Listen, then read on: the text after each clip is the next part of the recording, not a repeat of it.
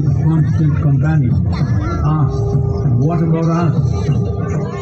Adiyogi said, "Just think of me," which drove them into intoxicated raptures.